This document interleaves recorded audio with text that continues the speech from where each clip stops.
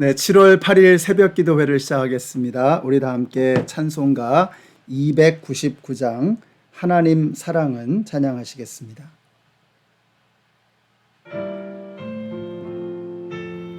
3절까지 부르시겠습니다.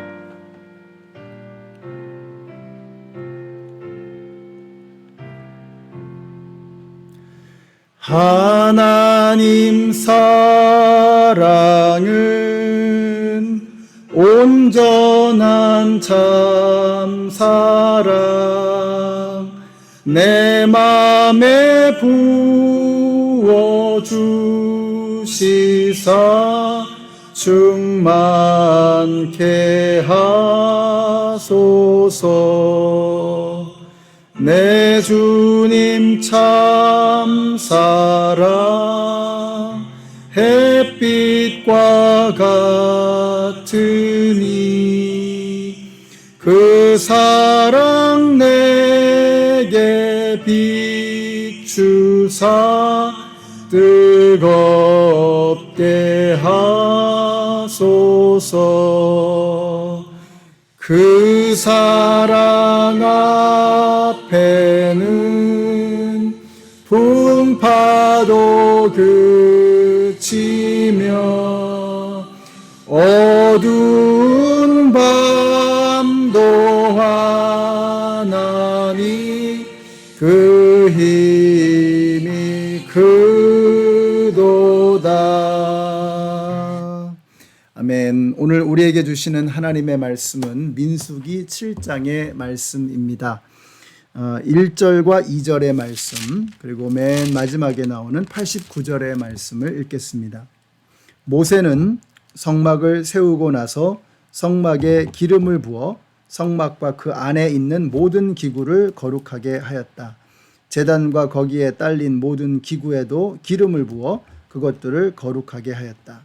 이스라엘 지도자들 곧 각 가문의 우두머리들이 제물을 바쳤다. 그들은 지파의 지도자들로서 직접 나서서 인구 조사를 한 사람들이었다. 아멘. 또 89절의 말씀도 읽겠습니다. 모세는 주님께 말씀드릴 일이 있을 때마다 회막으로 갔다. 그때마다 모세는 증거궤와 속죄판 위에서 곧 두 그룹 사이에서 자기에게 말씀하시는 그 목소리를 듣곤 하였다. 이렇게 주님께서는 모세에게 말씀하셨다. 아멘. 네, 오늘 본문의 1절부터 9절까지의 내용을 보시면 이 성막을 봉헌하면서 족장들이 드리는 그 예물에 관한 말씀을 하고 있습니다. 그들의 예물은 광야에서 레위인들이 성막의 기구들을 운반하기 위해서 필요한 수레와 소였습니다. 이것은 게르손과 므라리 자손들에게 해당되는 것이었고 그들에게 분배가 되었습니다. 그들이 옮겨야 하는 천막, 기둥, 또 여러 가지 도구들 이런 것들을 운반하는 수레와 소가 필요했기 때문에 그래서 그런 것들을 이제 그 이 지파들에게 이 가족들에게 나눠주게 된 것이죠. 반면에 고앗 자손은 성소 안에 중요한 기물들을 옮기게 되는데 그들은 수레에 태워서 실어서 옮기는 것이 아니라 어깨에 메고서 직접 운반하는 것이었습니다. 그래서 그들에게는 수레와 소가 주어지지가 않았다는 내용입니다. 아직까지는 이 성막을 옮겨본 일이 없죠. 그러니까 이런 것들을 이제 써보지 않은 것이죠. 그러나 이제 광야를 행군하게 되는데 그때 필요한 것들을 하나님께서 이제 미리 공급해 주시는 것입니다. 수레와 소가 필요하기 때문에 그것을 그 가문별로 필요한 이들에게 공급해 주시는 내용이라고 하는 것이죠. 하나님께서는 이렇게 우리에게 필요한 것을 공급해 주십니다. 우리 성도님들이 간증할 때 보면은 가장 많은 간증이 뭐냐면 우리가 힘들기도 하고 또 때로는 궁핍하기도 하고 하지만 하나님께서 필요한 것들을 미리미리 공급해 주셨다. 적재적소에 그때그때에 알맞게 공급해 주셨다라는 간증들을 많이 하게 됩니다. 당연합니다. 우리 하나님께서는 우리를 너무나 사랑하셔서 우리가 필요한 것을 적재적소에 또 필요한 때에 우리에게 공급해 주시는 여호와 이레의 하나님이신 줄로 믿습니다. 여러분, 우리가 코로나를 지나온 것도 그리고 앞으로 코로나보다 더 힘들고 어려운 것들도 우리가 지나갈 수 있는 것은 하나님께서 우리에게 필요한 것들을 공급해 주시고 우리를 돌봐주시기 때문인 줄로 믿으시기 바랍니다. 우리가 염려하는 이유도, 또 우리가 자꾸 돈을 쌓아두려고 하는 이유도 바로 이 부분에 대한 불안감 때문입니다. 물론 우리가 미래를 준비하고 계획성 있게 앞날을 대비하는 것은 반드시 필요한 것입니다. 근데 아무리 우리가 완벽하게 준비해 놓고 갖춰 놓는다고 한들 어떻게 그 모든 것들이 완전할 수가 있겠습니까? 우리가 생각하지도 않고 예상하지도 못했던 일들이 펑펑 터지는 것을 우리는 수도 없이 경험합니다. 그러므로 우리는 하나님 앞에 겸손해야 합니다. 물론 우리가 준비해야 될 것들을 미리미리 또 이렇게 책임감 있게 준비하는 것은 굉장히 필요한 일이죠. 그렇지만 늘 겸손하게 하나님이 도와주지 아니하시면, 하나님이 공급해 주지 아니하시면 반드시 실패할 수밖에 없다라고 하는 이런 겸손한 마음을 가지고 하나님 앞으로 가까이 나아가시는 저와 여러분이 되시기를 바랍니다. 10절부터 83절까지 굉장히 긴 내용이 나오는데 같은 내용이 반복이 되고 있습니다. 제단을 성별한 후에 처음으로 드리는 제사 때 각 지파별로 족장들이 돌아가면서 예물을 드리는 장면이지요. 각 지파별로 12일에 걸쳐서 하루에 하나씩 그렇게 예물을 한 지파씩 드리게 되는데 12일 동안 같은 제사를 반복하는 겁니다. 근데 중요한 것이 있습니다. 여기서 제물을 드리는 순서를 보면은요, 이게 참 재밌습니다. 그들은 혈통상의 서열대로 예물을 드리는 것이 아니었습니다. 영적인 질서를 따라서 하나님이 정해주신 순서대로 예물을 드리는 거죠. 그 순서가 어떻게 되느냐? 맏아들이니까 루벤이 먼저 가야 될 것 같은데 그게 아니고 유다 지파가 먼저 가는 것입니다. 그리고 유다 지파와 함께 그룹을 짓는 그 지파들이 함께 소개가 되고 있고요. 그 다음이 루벤과 함께하는 지파들, 그 다음이 에브라임 지파와 그 에브라임 지파와 함께하는 지파들, 그리고 맨 마지막으로는 단 지파와 그 단 지파와 함께 따라가는 지파들, 이렇게 네 그룹이 순서대로 나오게 되는 거죠. 질서를 말하고 있습니다. 영적인 질서. 사랑하는 연합장로교회 성도 여러분, 저는 여러분이 겸손하게 영적인 질서를 잘 따라갈 수 있는 그런 성도님들이 되시기를 바랍니다. 교회에서도 보면 이렇게 교회의 어떤 리더십을 가지고 있는 분들이 꼭 우리 교회에서 가장 영적으로 성숙하거나 성경을 가장 많이 안다거나 세상적으로 가장 성공한 사람들이 아니죠.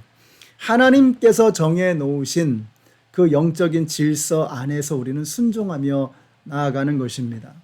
우리가 당회원을 세웠습니다. 그럼 당회원들이 바로 하나님께서 우리 교회에 주신 영적인 질서라고 믿고 하나님의 정해 주신 질서를 따라서 그 질서를 지키며 나아가는 것, 이것이 교회가 무너지지 않는 비결이라고 하는 것입니다.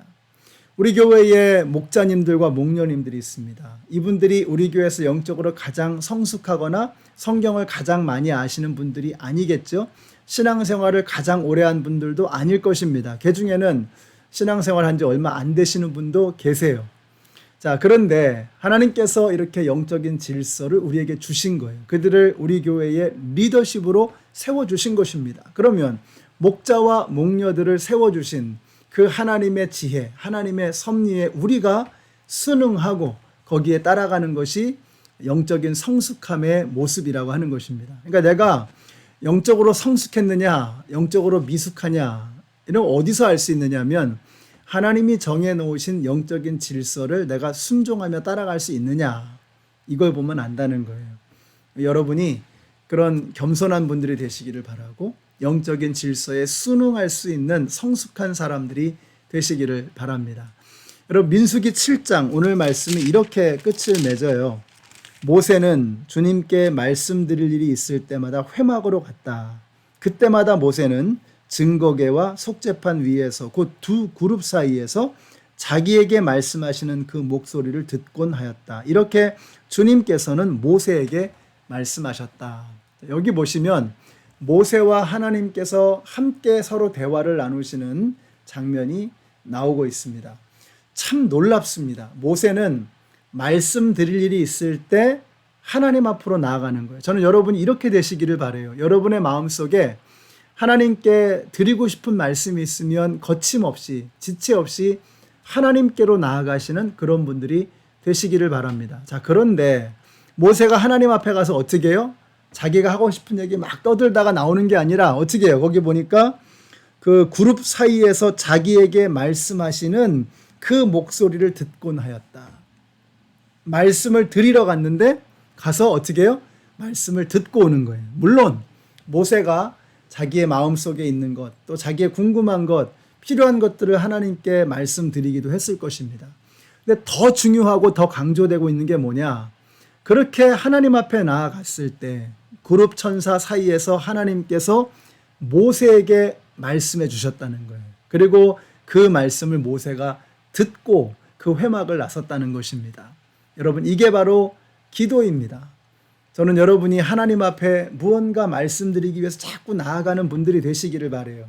그리고 그 말씀을 나누는 그 자리에서 내 하고 싶은 말만 하고 끝나는 게 아니라 하나님께서 나에게 들려주시고자 하는 그 말씀을 듣고 나오는 저와 여러분이 되시기를 바랍니다. 자, 그러니까 드릴 말씀과 들을 말씀을 내가 함께 가지고 나아가는 자리가 바로 기도의 자리라고 하는 것이에요. 기도는 드릴 말씀 그리고 들어야 할 말씀이 함께 어우러지는 자리라고 하는 것입니다. 우리 연합장로교회 성도님들이 바로 이 기도의 묘미, 또 기도의 이 신비를 알게 되시기를 바라요. 기도가 뭐예요? 드릴 말씀, 그리고 들을 말씀이 함께 어우러지는 자리다. 오늘 주님 앞에 나아가서 드릴 말씀을 들으시고 또 그 자리에서 여러분이 들어야 할 말씀을 듣고 나아오시는 우리 모든 성도님들이 되시기를 우리 예수님의 이름으로 축원합니다. 기도하겠습니다. 하나님 감사합니다. 오늘 저희들에게 주신 말씀과도 같이 우리가 하나님의 음성을 듣고 하나님께 우리의 마음을 아뢰는 그러한 하나님 앞에 온전히 우리의 마음을 내놓고 나아가는 기도의 생활을 하는 우리 모든 성도님들이 다 되게 하여 주시옵소서. 예수님의 이름으로 기도드렸습니다. 아멘.